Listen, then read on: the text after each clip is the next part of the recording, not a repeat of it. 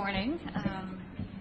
First of all, as this is the first time I have dealt with this press corps, I just want to say that I hope that we can have a lot more conversations and continue to do these types of things. But I'll ask that I will respect you if you'll respect me. So as we develop this relationship, we'll see how it goes. So the first thing I want to do is talk about what we just saw in there. The Security Council just finished its regular monthly meeting on Middle East issues. It's the first meeting like that I've attended, and I have to say it was a bit strange. The Security Council is supposed to discuss how to maintain international peace and security. But at our meeting on the Middle East, the discussion was not about Hezbollah's illegal buildup of rockets in Lebanon. It was not about the money and weapons Iran provides to terrorists. It was not about how we defeat ISIS. It was not about how we hold Bashar al-Assad accountable for the slaughter of hundreds and thousands of civilians. No, instead the meeting focused on criticizing Israel, the one true democracy in the Middle East. I am new around here, but I understand that's how the Council has operated month after month for decades. I'm here to say the United States will not turn a blind eye to this anymore. I'm here to underscore the ironclad support of the United States for Israel. I'm here to emphasize the United States is determined to stand up to the UN's anti-Israel bias. We will never repeat the terrible mistake of Resolution 2334 and allow one-sided Security Council resolutions to condemn Israel. Instead, we will push for action on the real threats we face in the Middle East. We stand for peace.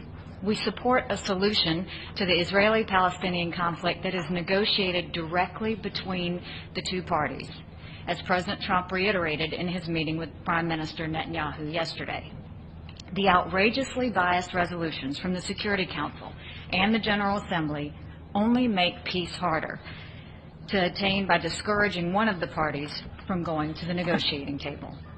Incredibly, the UN Department of Political Affairs has an entire division devoted to Palestinian affairs. Imagine that. There is no division devoted to illegal missile launches from North Korea. There is no division devoted to the world's #1 state sponsor of terror, Iran. The prejudiced approach to Israeli-Palestinian issues does the peace process no favors, and it bears no relationship to the reality of the world around us. The double standards are breathtaking. Just a few days ago, the United States sought, unsuccessfully, to have the Security Council condemn a terrorist attack to Israel, where the terrorists opened fire on people waiting for a bus and then stabbed others. The Security Council would not hesitate to condemn an attack like that in any other country, but not for Israel. The statement was blocked, and that's downright shameful. Israel exists in a region where others call for its complete destruction, and in a world where anti-Semitism is on the rise. These are threats that we should discuss at the United Nations as we continue working toward a comprehensive agreement that would end the Israeli-Palestinian conflict. But outside of the UN, there is some good news. Israel's place in the world is changing. Israel is building up new diplomatic relationships. More and more countries recognize how much Israel contributes to the world.